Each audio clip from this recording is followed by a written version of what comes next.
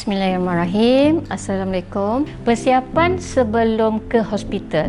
Pilihan hospital kena difikirkan bersama suami atas kemampuan. Fikirkan kemampuan sama ada di hospital kerajaan ataupun di hospital swasta. Ataupun sebaik-baiknya ibu kena ada checklist IC, kad rawatan. Fikirkan juga siapa yang akan menjaga sewaktu berpantang. Fikirkan tukang urut ataupun confinement lady. Jadinya benda yang begitu perlu ada dalam checklist. Di samping itu, beg keperluan ke hospital. Apa yang perlu bagi ibu, bagi anak, persiapkan. Jadinya amalan yang perlu diamalkan, orang kata sebelum nak bersalin, kita perlu penjagaan yang orang kata tidak terlalu stres. Senaman pelvik perlu untuk senang melahirkan. Jadinya kena banyak berjalan. Tak perlu berjalan laju-laju, cuma untuk kekuatan kaki. Jadi ibu yang ingin melahirkan di suatu itu perlu banyak berzikir. Sebaik-baiknya sebelum bersalin solat 2 rakaat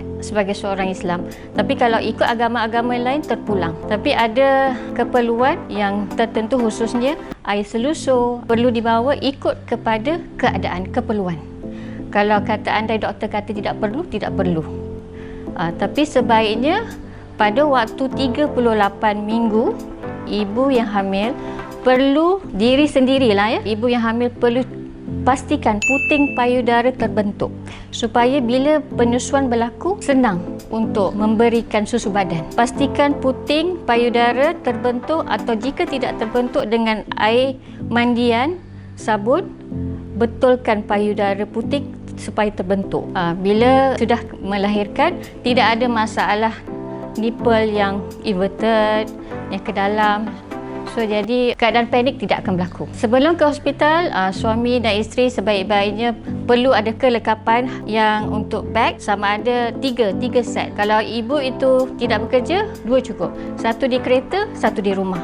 Kecemasan akan berlaku sebab tidak tahu tanda-tanda. Tanda-tanda ibu bersalin seperti air ketuban pecah ataupun rasa mengeras yang terlalu kerap. Ada juga ketikanya bayi tidak bergerak.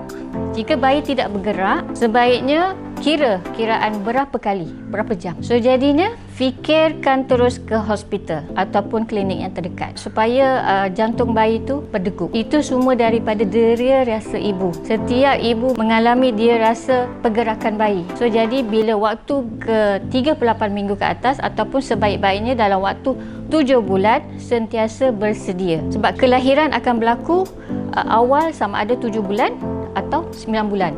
Bergantung kepada ketentuan Tuhan. So, jadinya kalau contoh kelahiran yang awal berlaku dan tidak ada masalah panik berlaku di situ. So, jadi kita kena sentiasa bersedia sebagai ibu yang hamil. Waktu 7 bulan yang sebaik-baiknya persiapkan. Dan sebaik-baiknya sebelum kelahiran, panggil kakak-kakak atau makcik-makcik urut untuk meluruskan urat-urat di celah-celah badan yang tertentu supaya kelahiran untuk bersalin dipermudahkan. Sebab bila berlakunya keadaan bersalin, sama ada normal ataupun cesarean, urat akan mengetat di situ.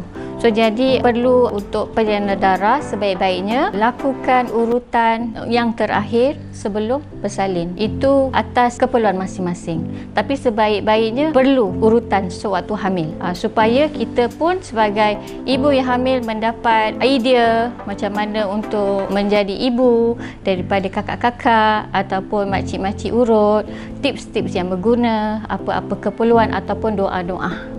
Ini sahaja untuk hari ini. Kita akan berjumpa di perkongsian yang akan datang.